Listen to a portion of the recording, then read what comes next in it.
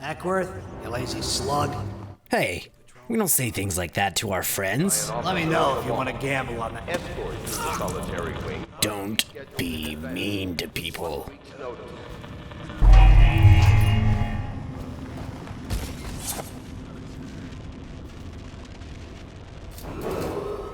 Dishonored is one of the benchmark-setting games of our generation. It's often heralded as one of the best games of the 7th generation of consoles, and if you haven't heard of it, I don't know why, but this video will help you understand it a little bit better, and hopefully I'll be able to convince you whether to buy it or not. Let's get started. Dishonored is set in Dunwall, a beautiful fictional city with mixes of steampunk technology, Victorian-esque architecture, and a spiritual realm well hidden, but overshadowing it all.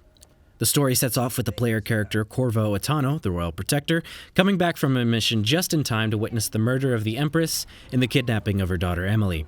Being in the wrong place at the wrong time, Corvo is then framed for the murder and taken captive. On the night before his death sentence is to be carried out, he has slipped the key to his cell and escapes to find help with clearing his name, taking revenge on those who were behind the murder, and to find Emily. In the midst of all of this, Corvo is awoken to the spiritual realm by a thing called the Outsider, and given a mark that somehow lets him control what the Outsider calls magic. Over the course of the 8 main missions, the story has its twists and emotional payoffs, but they play out differently from playthrough to playthrough, mainly because this game has lots of player choice. So much so that the final mission of the game can completely change based on your actions throughout the course of the story. The way characters act can be different. The way your friends treat you and act around you can change with your actions. The amount of rats inside of the cities goes up if you kill all of the things. All of this lends to a sense of immersion that no other game has come close to in my mind, and I really wish I could play through this game in VR.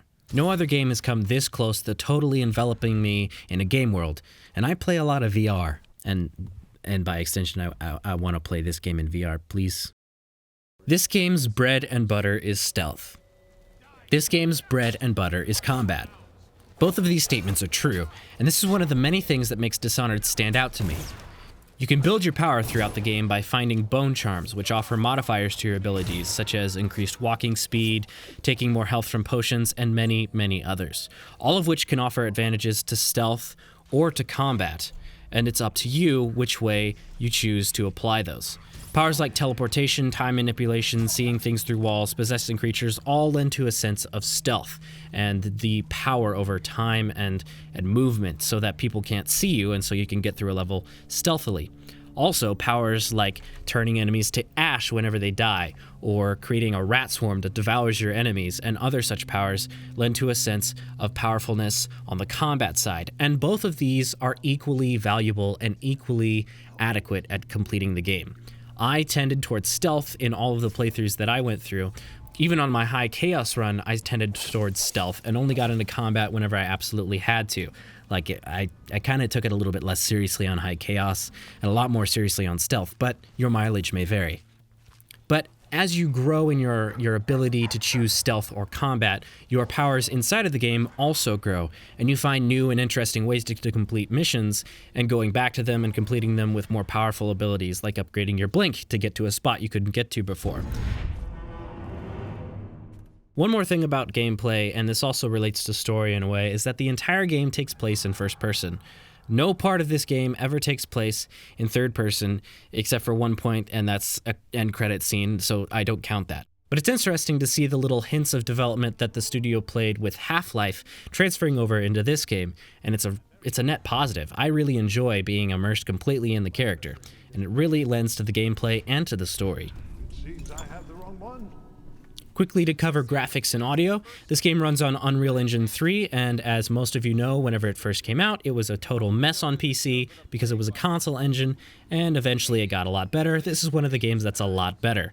It runs incredibly well. I do have a fairly high-end system with a GTX 1080, an i5 6600K, and 16 gigs of RAM, and I never ran into any performance hitches. In fact, I ran well past what my monitor could display, so I actually ran the game at 4K and downsampled it down to my monitor's resolution.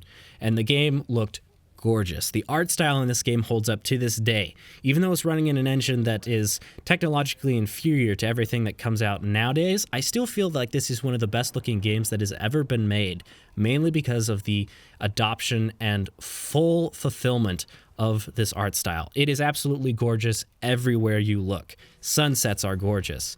Sunrises are gorgeous. Nighttime is gorgeous. Daytime is gorgeous. The environments are gorgeous. Geometry is perfect. Aliasing was super minimized because I was able to run it at super high frame rates and downsample to 4K. But many people have fawned over this game because of the art style and how beautiful it is, and I'm glad to join them because I think this is one of the most beautiful games ever made. And audio. The game is mixed very well. It sounds good. Audio in dialogue sections is clear and completely understandable. The voice actors did a wonderful job with this game, and I'm never taken out of the experience by their acting. In packs with sword hits and punches and slicing throats and other things like that all feels and sounds great because of this wonderful audio design. So, cheers to them. In closing, I highly recommend this game to anyone who hasn't played it and anyone who has. I would recommend you go back and play through it in a way that you haven't. Whenever I initially started with the game, I started out with a very gung-ho, kill everyone style, and then I went to stealth later on, and then I played through it completely with stealth, and then I played through it completely with chaos. And each time was new and interesting and fun. That's one of the fun parts about this game, is that even though the campaign itself is maybe only 10-ish hours, the game itself has much more replayability than other linear story games, quote-unquote linear. And because of that, I highly recommend it to anyone, including you, the person watching this video. Speaking of the person watching this video, thank you all for watching. This has been me, GameSofter. If you like these videos, go ahead and like them. Leave a comment down in the description below if you have any comments or want to start a civil discussion in the swamp known as the comment section. I trust you guys. Probably shouldn't, but go at it. And also, if you would like to support me, share my video with your friends. And there's also Patreon, which really shouldn't be donated to, but go ahead if you want to. Thank you all for watching. It has been me, GameSofter, and I'll catch you guys next time.